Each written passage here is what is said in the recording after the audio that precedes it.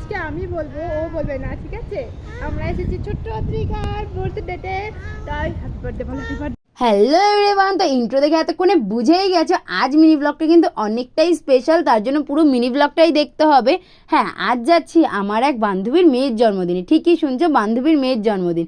যেখানে এখনও অবধি আমার একটা ঠিকমতো বয়ফ্রেন্ড পেলাম না, সেখানে নাকি বান্ধবী বিয়ে করে মেয়েও হয়ে গেছে। তো চলো, মজা করছিলাম, শুরু করা যাক। আমি রেডি হয়ে বেরিয়ে পড়ি ওর বাড়ি যাব বলে। আমার কিছু জিনিস কেনার থাকে, সেগুলো কিনে নিয়ে ওর লোকেশন দেখতে দেখতে যাই। বাট ওর লোকেশনটা এতটাই ভেতরে ছিল যে চট করে খুঁজেই পাচ্ছিলাম না। অনেক কষ্টে ওর বাড়িতে আসি। আর ওর মেয়েটাকে না ফার্স্ট টাইম দেখেছিলাম সামনে থেকে, অনেক কিউট। আর অনেক বাচ্চাদের মতো না, অত জ্বালাতন করে না, জ্বালাতন করে বাট অনেকটাই শান্ত বলতে গেলে। আর ওর জন্য আমি একটা খুব সুন্দর দেখে গিফট নিয়ে গেছিলাম। যেই গিফটটা দেখে আমার তো খুব পছন্দ হয়েছিল। সাথে দেখো পিছন থেকে ওর মাও কি খুশি হয়েছে। আর ড্রেসটা পরে দেখো ওকে কত কিউট লাগছিল, অনেকটাই সুন্দর লাগছিল। ও এমনিই গোলুমলু, আর তার মধ্যে ওর জন্য এত সুন্দর একটা ড্রেস নিয়ে গেছিলাম।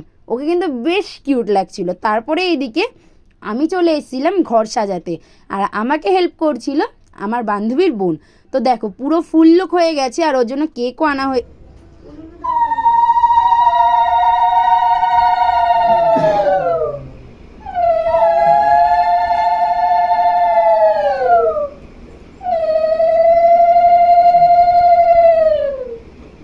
শুরু করি। এই যে দেখ দেখে happy birthday to you, happy birthday to you, happy birthday dear Adrika, happy birthday to you. আমাদের ছোট্ট অধিকার জন্য সবাই অনেক অনেক আশীর্বাদ করো, যাতে ও অনেক বড় হয়। আর তারপরে কেক কাটিংয়ের পরে আমরা কেক আর পায়েস খেয়ে নিই। আর এটা হচ্ছে আমাদের ফার্স্ট গার্ল স্কুলের। তো ও প্রথম থেকে যেমন তেমনই রয়ে গেল। তারপরে আমরা খাওয়া দাওয়া করে তিন বান্ধবী বাড়ির দিকে রওনা দিই। অনেকটাই রাত হয়ে গেছিলো। তো টাটা।